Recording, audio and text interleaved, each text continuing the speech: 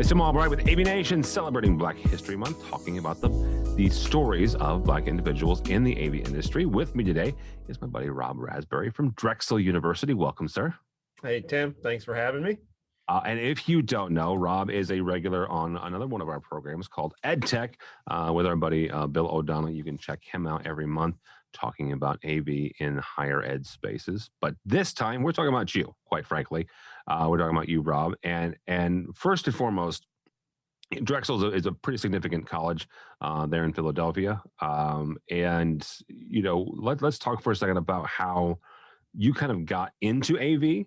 Right. And I always find that interesting how people ended up in the AV industry because there's not exactly a direct path. But also, you know, kind of how you ended up at Drexel.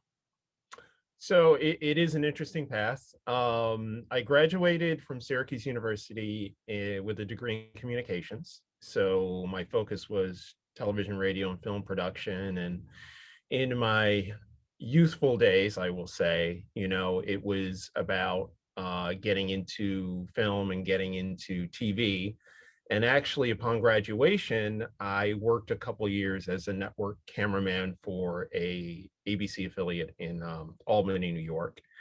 And then it was a very interesting journey because actually I was hired as a camera person for a specific program called A World of Difference, which was an anti-prejudice public affairs campaign that lasted 2 years. So that was very interesting and got to meet a lot of interesting people, including Harry Belafonte and a couple other individuals. And then the contract ended, and I was looking around for employment, didn't really find any kind of successful stuff either on either coast, really, and was hired in, I guess I would say, sort of the 80s into the interesting world of cable television. And initially it was local origination, but during that time, a very interesting thing happened where ad insertion and local commercials became a big thing. So you'd have a big game on or CNN and you'd have all these national commercials, and all of a sudden a local commercial for a restaurant or some local business would pop in. And that was a commercial production that I worked on. So I was a producer, videographer for that, did that for a number of years. And that was actually in South Jersey through the iteration of TKR and AT&T Cable. But what happened is in the 90s, Comcast had come in and acquired a lot of the cable systems in the area. And they had phased out basically my department because they basically already handled that kind of production. So I ended up being a contractor for an interesting company called Focus Vision. And what Focus Vision does is sort of market research, but they were one of the first ones really to utilize video conferencing as a means for market research. So you would have the creative team in Los Angeles, you'd have the marketing team in, say, Chicago, and they would do an interview in Philadelphia. A lot of it was pharmaceuticals. One of the interesting stories that I have, though, is even though pharmaceuticals were part of the big one, actually the Jimmy Kimmel people had done a market research interview with a bunch of people in Philadelphia when his ratings were actually going down when he first started out. And it was interesting to know that a year or so after that, and I can't take full responsibility for this, but due to that market research, yeah, go ahead, his ratings turned around. So, you know, when you suddenly see things change, there's usually people behind the scenes that are doing research to find out, okay, what did we like about Jimmy? What do we need to change? What don't we like? And anyway, you know, it went on a great run there. So, but, you know, I had gotten married and had gotten children. And so the financial responsibility was really becoming bigger and bigger. And so I had looked around, and I had seen an ad at Drexel, and they were looking for what is called a video conferencing consultant, which I was very good at, video conferencing. So I went in and interviewed for it, and I was hired. And that was way back in the early 2000s. And it's been an interesting journey since then, because it was sort of at that time that the higher ed AV infrastructure was sort of looking for people who, at least at Drexel, had a combination of audiovisual skills at that time. Also the video conference stuff, but also a little bit of video production background, which I had. Yeah. And my mentor was at that time was John Morris, who was very forward thinking and had come up with a couple interesting technologies and things that really helped the higher ed space. And Mike Sherman, who was also at that time one of the directors, and started to build. When I was hired there was only one other person with me. And then things sort of changed. Drexel sort of dabbled in the West Coast and the Sacramento campus at the time. And John had gone out there to handle that. And when he had left, they moved me into a different position, sort of a semi-management position. And at that time, we did a lot of distance learning, as far as video conferencing from Sacramento, California to Philadelphia. And it became quite a big thing. So it was, and that was really, I'm going to say, early on in the game, early on in the industry, we were doing distance learning with the Polycoms. And when they started to come out with the 9000 series and the HD version, we were, we jumped on that and had some interesting challenges there. So really, I guess when you look at it, it was, I had this video production background and sort of evolved with the video conferencing and the contract work, and then saw an opportunity in the higher ed space. And when I came in and took a look at what was going on, I said, this looks like a pretty good place for me to be and where I can use my skills. Because I mean, face it, initially people, when you look back in the 80s and 70s and they look at AV, they say, oh, you're pushing a cart with a VHS deck into a room and letting the instructor look at it. It was not like that at all. Drexel was very forward thinking about a lot of the stuff that they were doing. The technology interested me. And so I got hooked. And I've been here ever since, going on my 15th year. Good night. That's awesome, though. That's awesome. And it sounds like, kind of AV chose you, because it was kind of that right combination of your skill set and what they were looking for. And you were right on the cusp of, IT coming into the mix, especially when it comes to the video conferencing, because you were already familiar with the ISDN line version of video conferencing, and that was kind of that time when we were going from ISDN over to the network based ones. So yeah, that is kind of interesting. Talk for a second about whether that was the video conferencing research folks, or your time at Drexel, or even before then. One of the things that we've learned, or that I've learned at least through this process, is everybody has different challenges and everybody has different hurdles when it comes to the industry, when it comes to work in general. But being a Black man, being a person of color in higher ed, being a person of color in broadcasting has its own set of challenges. So what sort of hurdles did you face, and how did you overcome them? So I think, Tim, you're going to find this interesting, because I think I was sort of prepared for this early on in my life. My dad was a minister, and I grew up in Syracuse, New York, and which is predominantly white, and pretty much rural, except for the university that was Syracuse University there. And my mom had worked for Syracuse University.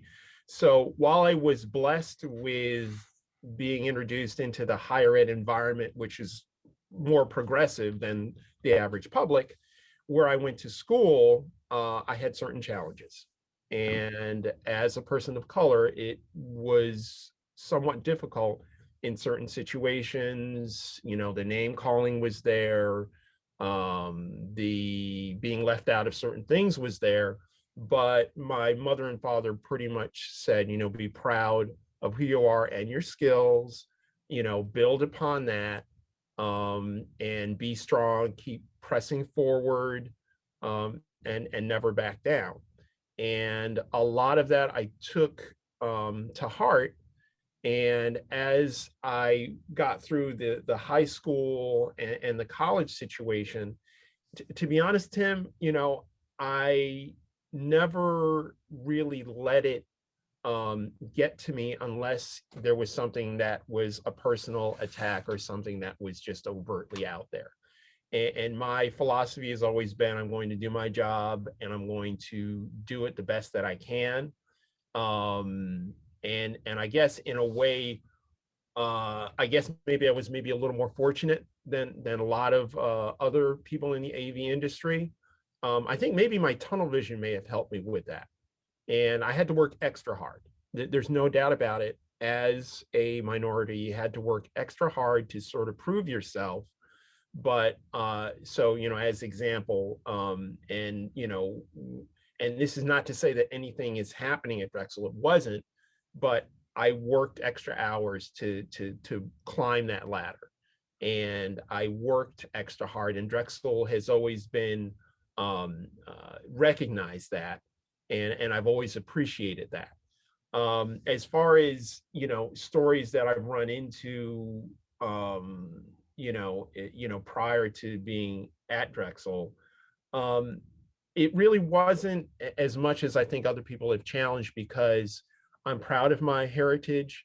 I'm proud of where I grew up. I'm proud of how I grew up. I've always looked to, role models like Martin Luther King, and just understood that this is who I am and this is what I need to be. And I shouldn't be ashamed or disheartened by it, and understood that, people will take bias to you because of the color of your skin, even because of your religion. And you just have to stand up and keep moving forward. And in that arena, it just worked out very well. And maybe in a way, I was blessed to be in some of the right places at some of the right times. But I can't say that I've seen it overtly. And when other people have gotten other positions, or you've applied for a job, and you have better qualification than some of your peers that you've seen that have applied for it, and then someone else gets the position, it sort of makes you raise your eyebrow. But you have to just really keep pushing forward and moving on, and moving through it. And I've always encouraged that. And one of the best things that is great to talk about is with Avixa, formerly Infocom, and their diversity group, and going to various conventions and networking with fellow minorities has been amazing. How important is it to see people who look like you in the industry that you're in? And I want to say this again, because um, I have a personal belief on this, but again, and I've said this almost every single one of these interviews. I understand where I am. I understand who I am. Right. So I have a unique. I don't have a unique. I have my own perception, but I want to hear your answer, and then I want to get kind of give you mine. But how important is it to see other African Americans, other people of color in the industry? I think it's very important, because when you hope at least that things are on a semi-level playing field, and when you see another person, another brother or sister, it's a wonderful thing. It really is fantastic. There is, and I'm not going to lie, there is an added level of camaraderie, a sort of a higher energy of feeling proud. You can identify, but you do feel that. And I think it is important, because in a diverse environment, that's what you want to see. You want to see people from different races, different creeds, different colors, all working together for doing the best that they can. But yeah, I feel especially proud, and I think it is important, because we have amazing gifts, and there are plenty of people who are more than qualified, have fantastic talents, have overcome, obstacles from, facing possible racism and favoritism. And so it is important because there's many incredibly talented people out there. Yeah, I would agree with that. And um, my take is that representation, period, end of sentence, is important, right? Very, yes. And having folks, not just that look like me, but look like you and look like Charmaine and look like everybody, Frank Patakala, that having a diverse workforce, and including those folks in at the table in those decisions, regardless of what that table's doing, whether that's the design or the programmers or their end users, I think is important. So as we wrap up here, I want to ask a question, and this came to us from our buddy Charmaine, and when you're faced with a challenge, and specifically racism, and whether that's overt or it's subversive racism, there is a challenge there, and you have a choice at that moment in time. Rob, you can choose to face it, right, and overcome it like you did, or you can choose not to. You can choose to go left instead of straight. When you face some of those challenges, whether it was early on in life or throughout your career, why did you choose to face them and overcome them as opposed to you going a different direction? So I guess we'll go back to let's take a look at Martin Luther King as an example, who preached, peace, brotherhood, and ultimately laid his life down for civil rights. And there are many others who believed so much in the cause for equality that they gave their lives. And that's the ultimate sacrifice. And when you recognize that kind of conviction, I guess is the best word to say it, and you experience it, early on, you get I'm trying to say, what is the best way to say this? It puts conviction in you, and to make you understand that there's always going to be obstacles. There's always going to be people who are going to be biased against you, and you just have to keep fighting and not let that drag you down. When I was growing up, I had health problems, and I'm going to say on top of being a minority, and it just was in me just to be a fighter and to keep going and to understand that I have to be the best that I can be and be proud of who I am and my heritage and just keep pressing forward. So I've always sort of had a bit of a fighter attitude and a not give up attitude. And it just makes you want to overcome those obstacles even more. That'll be a good place to stop. Rob Rasberry from Drexel, sir, thank you so much for your time. How do people get a hold of you or connect with you at Drexel if they're so inclined? So basically, LinkedIn is really the best way under my name, Rob Rasberry. You can hit me up. I'll give you my email, rer37@drexel.edu, if you have any questions or anything you want to reach out to me for. One of the most interesting email addresses I have in my address book, just for the record. Rob Rasberry from Drexel University. For us, for AVNation, go by our website, avnation.tv. That's avnation.tv. You will find other interviews like this, as well as our 2 weekly programs. AV Week looks at the commercial side of the industry, and Resi Week looks at the residential side. And I also mentioned the one that Rob is on a monthly basis. EdTech looks at the higher ed space on a monthly basis. So all that and more at avnation.tv. That's avnation.tv.